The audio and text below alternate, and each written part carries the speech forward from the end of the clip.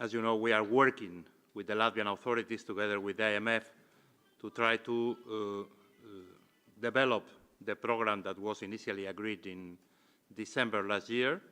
We are looking forward for the decisions that should be adopted by the Latvian authorities and by the Latvian Parliament.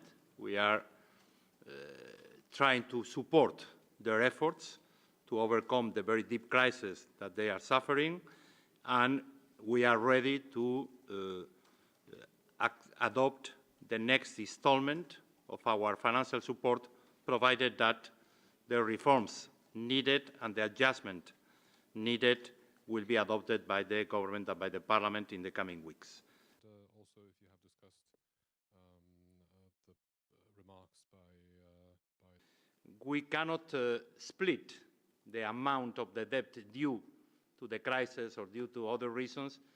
If some national governments, some national authorities wants to do so with the information that they have, they can do it. But we are obliged to present the debt figures according to the ESA 95 rules, and we stick to these rules.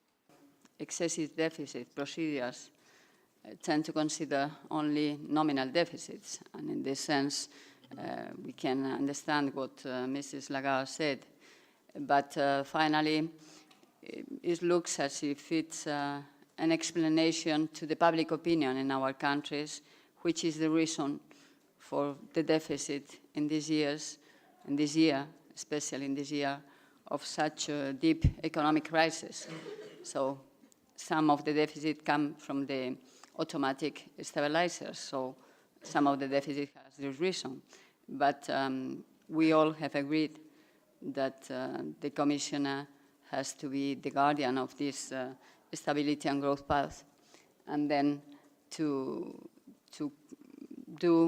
initiate these deficit procedures regarding nominal deficit, not this structural deficit only. So finally, after discussion, we have all agreed with the Commission.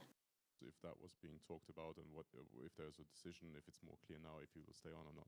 Thank you.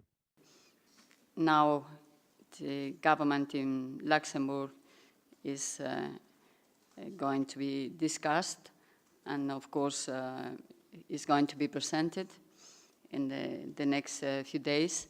And if he continues as minister, he will continue as the president of the Eurogroup, which probably will be the case. So probably next meeting will be chaired by Mr. Juncker. And are there any steps in place should this happen again, or are there concerns among Eurogroup members that this will happen again?